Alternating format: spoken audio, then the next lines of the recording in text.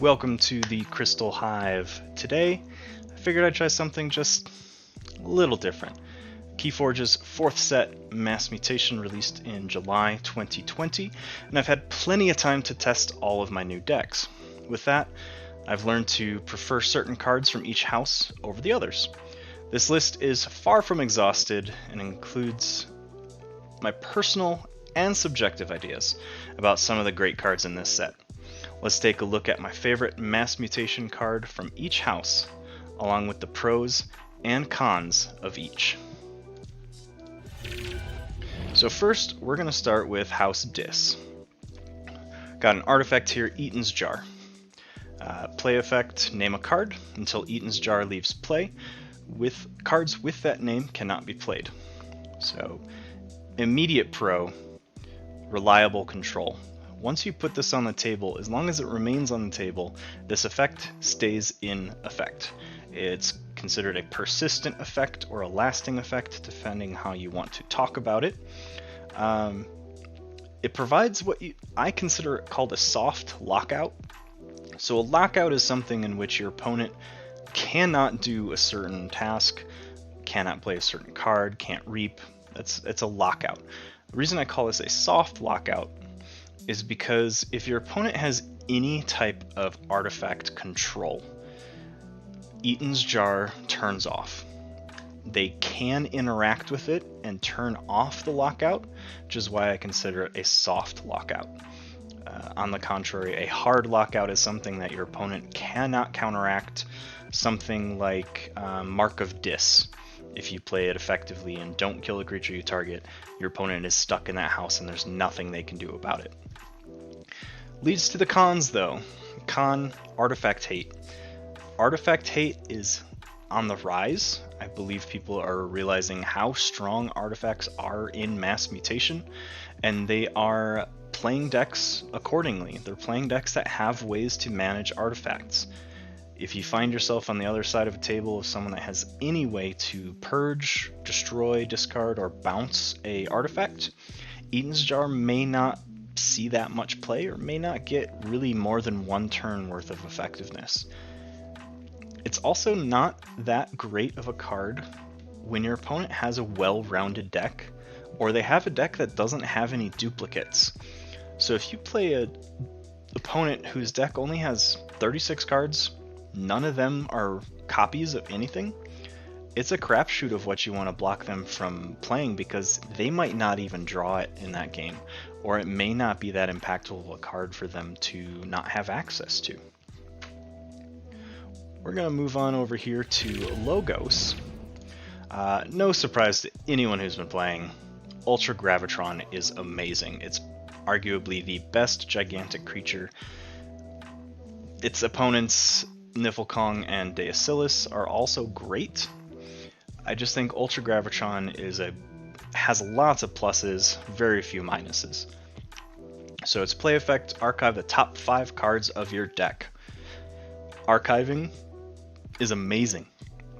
Gives you so much efficiency, so much accessibility later. Kind of puts some cards of your deck on hold for you to grab exactly when you need them, which is crucial in a card game. It takes out the guesswork of your draw luck. It also allows you to purge. Purging is a surefire way to get a problematic creature off your opponent's battle line. And the power that this creature brings at 10 power, 3 armor is crazy for Logos. Logos is not known for having high power creatures. They're not a heavy fight house. So having this beast on the board, being able to fight against a 3 power creature without issue, armor's going to block it, and you can just spam that fight reap ability. Problem with that leads into the cons. I call this archive bleeding or archive bleed. The effect of the fight reap is not optional. If you have a card in your archives, you must discard a card. And then if you do, you have to purge a creature and resolve each of its bonus icons as if you had played it. So if you're in a situation in which your opponent is the only person, or sorry, your opponent doesn't have a battle line and you're the only person that has a battle line, if you have a card in your archives, you must discard it, and then you must purge one of your creatures. So there's some situational awareness and further knowledge of just wording of KeyForge cards. I don't think it detracts enough from the card. It just puts the modus more on your play of knowing how best to optimize this amazing creature. House Sanctum. This one was hard. There's some really cool Sanctum cards. I finally settled on this action Commandeer. Play effect is for the remainder of the turn. After you play another card, a friendly creature captures 1 amber. Also has a bonus amber pip on it. Huge pro. This has the ability to be a massive capture card. I have a couple decks that operate around Commandeer as the main capture mechanic, and if my opponent's not ready for it, I can set them back 3, 4, 5 turns worth just by playing 4 or 5 Sanctum cards and then using my battle line accordingly. It stacks with other copies of Commandeer. So if you play a Commandeer and then play another Commandeer, you're now capturing 2 amber for every card you play thereafter. So it can ramp in a deck that you have multiple copies of Commandeer. If you're able to stack this with a deck that can archive some Sanctum cards as well, your opponent's going to hate your turn when you play Commandeer. Another pro, the triggered effect here does not apply to the rule of 6. So rule of 6 applies on playing or using cards. Once you play Commandeer, it creates a persistent or lasting effect, and you can play 20 cards and you'll then capture 20 amber. So it doesn't have a ceiling, which is amazing for huge come behind wins, or you're already in the lead and you're trying to really close a game out. Commandeer is an awesome option to do that. Cons, however, capture isn't as great as steal. Capture postpones the game, steal swings the game, so it plays totally into Sanctum's playstyle. They prefer to capture, they don't want to steal, they're all pious and they abide by the laws, so stealing's not something they enjoy doing. But capturing, it can provide just enough leverage, it just isn't quite as strong as steal. Commandeer is also card draw dependent. So if you have a single Commandeer in your hand, no other Sanctum cards, Commandeer is not going to do anything. It only triggers on cards you play after Commandeer. So you want to save this card for a large Sanctum turn or a significant Sanctum turn. I'd say probably about at least half your hand, or if not more. Because of that, the trouble comes with maybe clogging your hand, waiting for a big Sanctum turn, and then your opponent forcing you to play a non-Sanctum turn. So there's some stipulations with just knowing exactly when to play Commandeer. Again, I don't think it detracts enough from the strength of this card to make the con outweigh the pros. We're gonna hop here into Saurian. Saurian is a beast of a house. They have incredible board presence. And Gladiodontus, a creature with 15 power, no armor, is nothing to shy away from. So Gladiodontus enters play stunned. They only deal 5 damage when they're fighting, but their fight and reap effect, if this is the first time Gladiodontus has been used this turn, ready and enrage it. So immediately into the pros, efficiency. You're going to get 2 uses out of Gladiodontus, ideally every single turn. The sequencing becomes a little bit of an issue. Do you reap first? Do you fight first? Do you fight twice? Do you reap then fight? It depends on the board state. We're not going to get into strategy here. But being able to reap and fight with a 15 power creature every turn, it just has a substantial amount of power on this creature for its ability to use it twice. On the negative side, however, it enters play stunned, which a lot of the large Saurian creatures do, and it also enrages after the first use.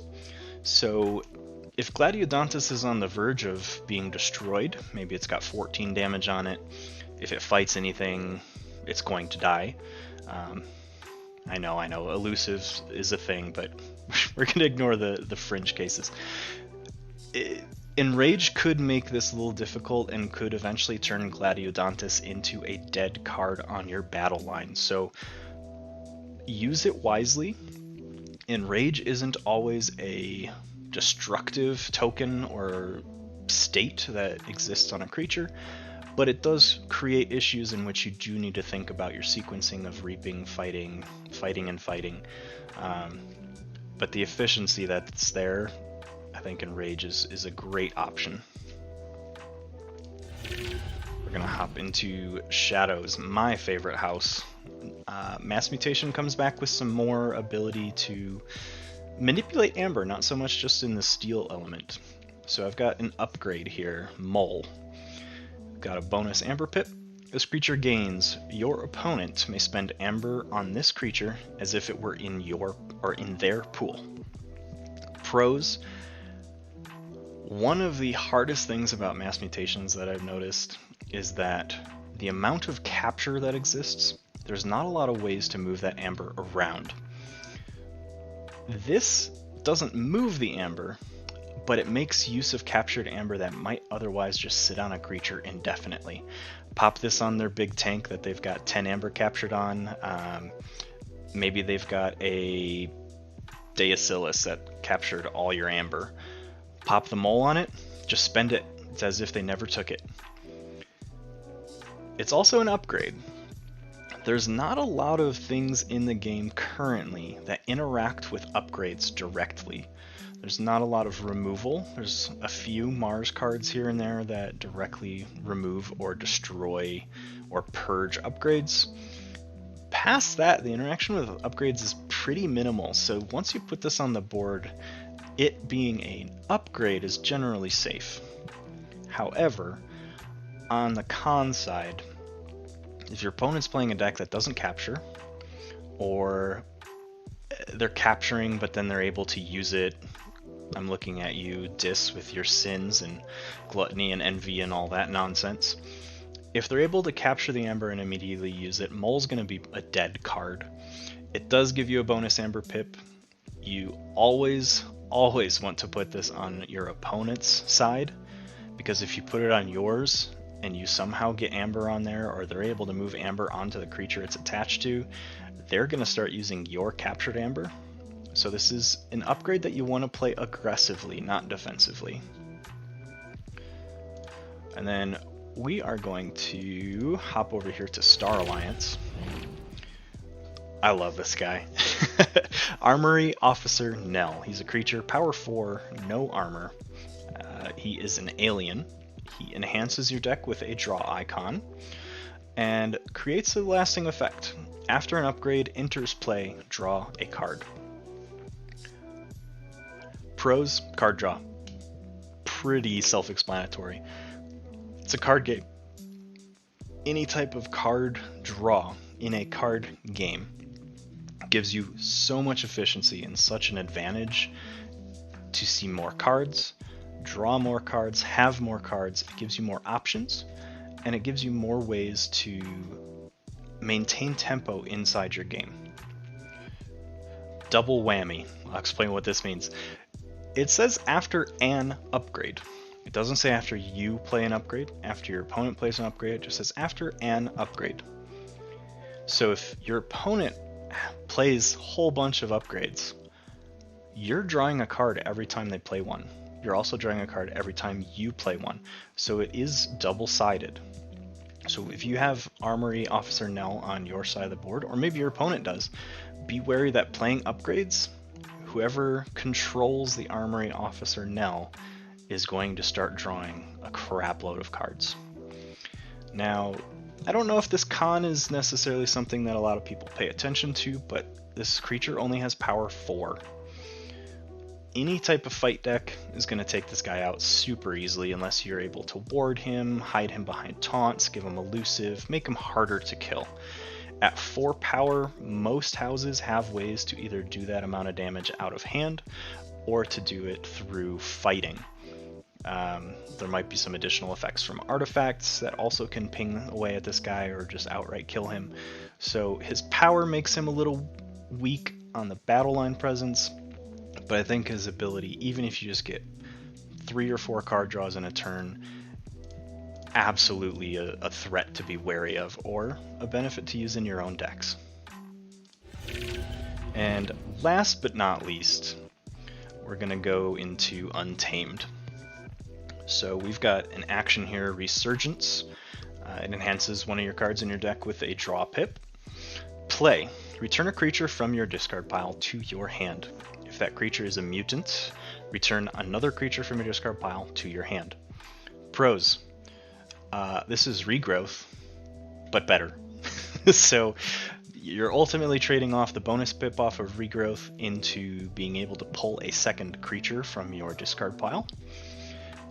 If you have gigantic creatures that have the mutant trait, take the half of the mutant, or take the half of the gigantic creature that is labeled mutant, so the text half of the card. Because that's a mutant card and has the mutant trait, you can then grab the other half of the gigantic creature. You can also start chaining multiple creatures from different houses and set yourself up for another turn while pulling a creature for this turn. It's such a flexible recursion card that anytime I see it and I have a somewhat decent Untamed list, I'm happy. Cons, however, no bonus pips. It does enhance, so it could potentially enhance itself. You have other cards that could enhance it, but as printed, Resurgence doesn't have a bonus pip. I don't think it needs one because of its play effect being so strong, but some people might discount it and say Regrowth is better because Regrowth does give you that Amber bonus. Resurgence in low creature count decks. I don't want to see it. If you're pulling 1 creature per Resurgence, I'd rather have Regrowth. The reason I'm saying Resurgence is so great is because the potential to pull 2. If you can only pull 1 creature at a time with how your deck is or how things are hitting into your discard pile, Resurgence could feel like a bit of a hand clog card. Well, that's it for now. I have just given a brief overview of my favorite cards from each house so far in Mass Mutation. If you liked this video, click down below, click follow, ping that little bell to get your subscription notifications, follow me on Facebook, find me on YouTube, find me on Twitch. I stream on Saturdays and Sundays. But without that, I'm just going to leave you to some music as I tune away, and thanks for checking me out.